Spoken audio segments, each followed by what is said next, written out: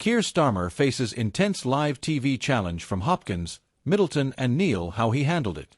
In one of the most intense and unexpected live political panels of the year, Labour Party leader Sir Keir Starmer was put through his paces by a trio of outspoken personalities: broadcaster Katie Hopkins, former SAS soldier Ant Middleton, and veteran political journalist Andrew Neil. The televised discussion, part of a special segment on political leadership and national direction, quickly turned into a high-pressure moment that tested Starmer's composure and clarity. Despite early tensions and fiery questioning, Starmer remained firm, showing both resilience and the ability to navigate tough scrutiny, a skill increasingly crucial as the general election approaches.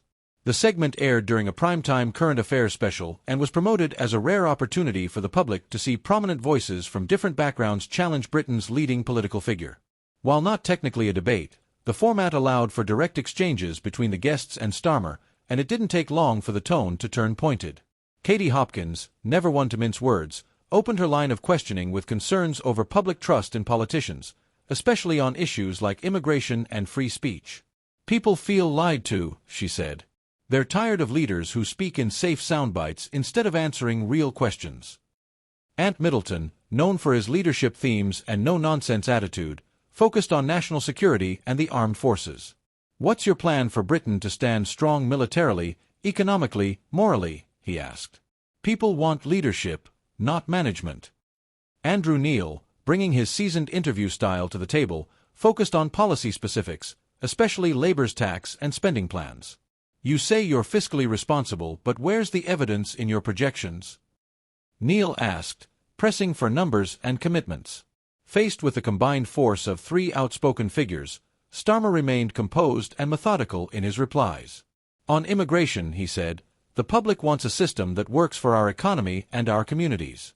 We'll end the chaos, stop the dangerous crossings, and introduce a points-based system that's fair and firm." When questioned by Middleton on moral leadership and defence, Starmer replied, "I take Britain's security seriously. Under a Labour government, we will increase investment in the armed forces and restore pride in our institutions." But it was during Neil's segment that Starmer was most visibly tested. When asked about Labour's fiscal credibility, Starmer paused, adjusted his notes, and stated, "We've been clear, no tax rises for working people. But yes, we will ask those with the broadest shoulders to contribute more, because rebuilding public services requires honest conversations." Neil followed up quickly, "So you will raise capital gains tax?"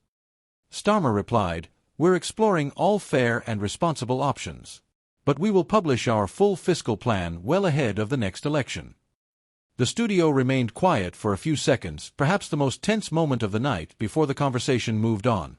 The segment was quickly clipped and shared on social media, with a flurry of opinion coming in from all sides. Supporters of Starmer applauded his calmness and ability to stay on message, despite what many called an ambush-style setup. "Starmer showed the maturity of a leader," tweeted one viewer. "He didn't take the bait. He gave facts." Others were more critical, claiming Starmer avoided giving clear answers. One commenter wrote, "He danced around every question. We need bold leadership, not more rehearsed lines." Political analysts were more measured in their assessments. "Live panels like this are high risk, high reward," said Dr. Emily Ford, a politics professor at UCL. "Starmer didn't have any viral triumphs, but he also avoided any damaging gaffes. That alone is a win in today's volatile media environment." One of the biggest takeaways from the panel was the growing public appetite for political accountability. Though the guests came from vastly different ideological positions, all shared a common theme: the demand for straight answers and real plans.